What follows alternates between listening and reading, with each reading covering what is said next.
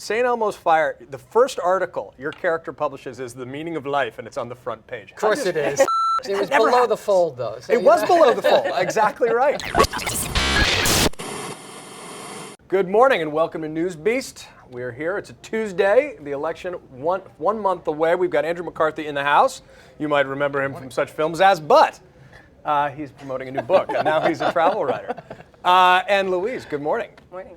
So we're going to talk a little Romney foreign policy speech. I just read an article about you in northern Sudan. We're going to talk about that in your new book. But first, what was your take on Romney's big foreign policy speech? I think it's quite extraordinary. Here he is, again, trying to make Obama seem like Jimmy Carter, which is, given that the president did get Osama bin Laden, and then he has kind of kept things relatively quiet in the Middle East as much as he's able. I think it's a bit rich, really, that he would try and pull that one. Also, given that, let's not forget that as soon as that Romney was in Europe, he himself made all these blunders. Tonight in London, what's being called Mitt Romney's golden gaffe. For him to kind of present himself as the great statesman, it's a bit of a joke, actually. But isn't this just the most predictable play? Isn't this what Republicans were going to do blindfolded, no matter who was the nominee? Always compare the Democrat to Carter. Jimmy Carter fails. Democrats are losers. Yeah, right. We're strong. Right. Yeah. But and I think the problem is, of course, his predecessor, George W. Bush, he has to really, that shadow hangs really, really heavy on Romney, right? Because how does he differentiate himself? So you, who we all came of age with as sort of one of the heroes, the leads in all the Brat Pack films, and we'll nerd out on that later, are now really have a career as a travel journalist. You have a brand new book out, and you write for National Geographic, and I read your piece in Sudan, which was fascinating, really well written, really enjoyed it. I love when people sound surprised at this. Well, he's an actor. My God, does he have a brain? No. But I had this accidental sort of parallel second career for the last 10 years or so, and it's been a great thing for me, really interesting. And I go to places like Sudan and stuff, which I thought, people, when I was going, people said, "Are you crazy? Why are you going to Sudan?" I found Sudan to be a fascinating, interesting, very peaceful place in the parts where I was. The parts where you were. Yeah. Well, yeah. And why did you go to Sudan? Why Sudan? Because I thought you hear so much about it, and you have a preconceived notion of it. And I wanted to go see what the real deal was. I wanted to see what was going on. I'm no sort of junkie for dangerous places, but I thought there was interesting stuff there. And I found out, I think Americans are taught to fear the world. I just think we're taught to fear the world. And I think politically, it's a very good motivator for certain kinds of political ideology to keep Americans fearful of the world. Well, and you went up, because, Bashar Assad is not a nice guy. I think there's plenty of examples for why he has been indicted by the human rights courts, from Darfur to the conflicts with the south. But you went up to the desert and saw pyramids. North, and up to the Meroe pyramids and all that. And I found the northern desert really interesting, but that whole sort of nomadic culture and everything in northern Sudan, and I think that's one of the reasons it's so welcoming, is because everybody knows in the desert, no matter who you are, we all depend on each other passing through the desert to survive physically. So there's something about it that I found very peaceful. And how did you begin this parallel career, as you said? It was all completely by accident, really. Travel was a big thing for me. It changed my life, and I started to write about it, and then I just pursued certain publications where I thought they weren't writing about the experiences that I was having travel. And I thought travel was much more important and vital and not a frivolous thing. And it was really, that Mark Twain line, travel is fatal to prejudice, bigotry, and narrow-mindedness. I think it's completely true. That's a great line. And it is great.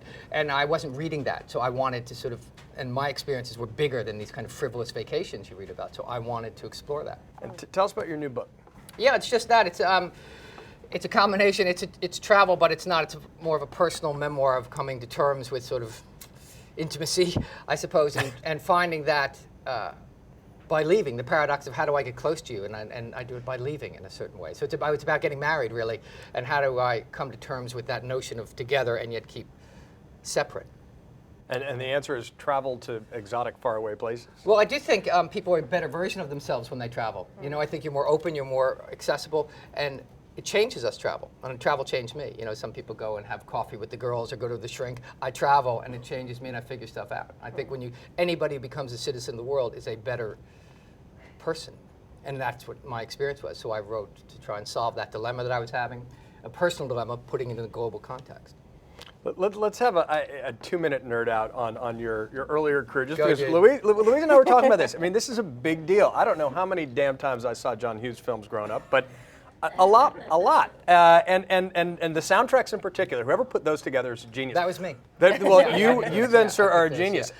But the favorite thing I'm so thrilled to have you here. St. Elmo's Fire, the first article your character publishes is The Meaning of Life, and it's on the front page. Of course it is. How'd you swing that? That was such a The thing fake is, out though, for an aspiring journalist. It was That never below the happens. fold, though. So It was below the fold. Exactly right. So that was an important reality check. Don't Yeah. think your first article is going to be on the front page of the Washington Post about the meaning of life. It's going to be below the fold. Yeah. Just those so down. There was a little bit of a takedown there, but yeah. What, I have nothing there. nothing there? Louise, what was your favorite of that? No, I think it's St. Elmo's Fire. I think that was. St. Elmo's Fire? I'm gonna go Pretty in Pink, all balanced. Dude, really? I think so. I think so. At least at that time. I thought would have figured you was a Weekend at Bernie's kind of guy. You know what? That comes up a lot. Yeah, That- I know it Favorite does. film. Yeah. Who's John McCain's favorite film. John McCain's favorite film? Weekend at Bernie's. Really?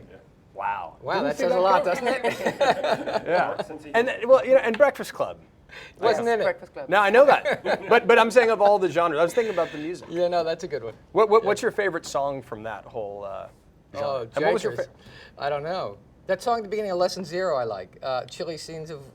Oh, that's right. It was the Bangles cover of the Bangles. Simon and Garfunkel Yeah, tune, yeah. Shady Shade of Winter. Yeah, that's that it. was Yeah, a really yeah. good cover. That was very good, yeah. That really was. It captured that movie a lot. It did. I remember listening to that song on a Walkman, feeling very intense about it. Go on, Louise. Nothing to add? No. So then you have to pick the final How word. could you possibly add anything to that? I think the final word is going to be Horizons. I'm gonna give you the unexpected bye to talk about that. What Horizons? I don't know. New Horizons. I like what like Andrew that. was saying about the traveling to find intimacy. Okay. Horizons. All right. So one word out of the air. Blue. Sure. Bernie's. That's all for us at Newsbeast. Thank you for Andrew McCarthy for stopping by. Thank you. That was a lot of fun. We'll see you tomorrow.